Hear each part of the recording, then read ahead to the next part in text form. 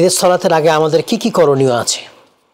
ঈদের সালাতের আগে বিশেষ করে ঈদের সালাত তো দুইটা ইসলামের মধ্যে, একটা হচ্ছে কোরবানির ঈদ, আরেকটা হচ্ছে রমজানের ঈদ, ঈদ উল ফিতর যেটা।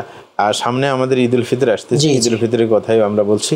ঈদ উল ফিতরের সময় যেটা বিশেষভাবে করণীয় সেটা হচ্ছে একজন ব্যক্তি যখন ভোর হবে তখন তিনি গোসল করে নেবেন, সুগন্ধি ব্যবহার করবেন, হ্যাঁ, এবং পাশাপাশি ঈদের সালাতে যাওয়ার জন্য নিজের কাছে যেটা ভালো পোশাক আছে, অনেকে নতুন মনে করে, না নতুন মনে না, যেটা নিজের কাছে ভালো আছে পোশাকগুলোর মধ্যে সেটাকে আগে থেকে ধুয়ে নেবে, সেটা পরবে, সেটা পরেই সুগন্ধি লাগিয়ে তিনি বিশেষ করে যদি রমজানের সিয়াম হয় তিনি কিছু খাবেন।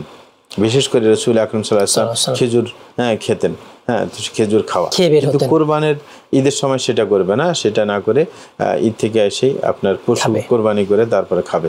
কিন্তু রমজানের সিয়ামের মধ্যে, কারণ এতদিন সেই রমজানের সিয়াম রেখেছে, সুতরাং না খাওয়ার একটা অভ্যাস, আজকে যে সিয়াম না, সেই জন্য ওই সিয়ামটা ভেঙে তিনি অবশ্যই কিছু খেয়ে বের হবেন সালাতের দিকে। সালাতের দিকে যাওয়ার সময় তিনি তাকবীর পড়তে পড়তে যাবেন, আল্লাহু আকবার আল্লাহু আকবার লা ইলাহা ইল্লাল্লাহ আল্লাহু আকবার আল্লাহু আকবার লিল্লাহিল হামদ, এরকম পড়তে পড়তে আওয়াজ করে মসজিদ তিনি ঈদগাহের দিকে যাবেন সালাত আদায় করার জন্য, এটাই নিয়ম। আর বিশেষ করে ওই দিন আরেকটা কাজ থাকে, সেটা হচ্ছে সদকাতুল ফিতর আদায় করা।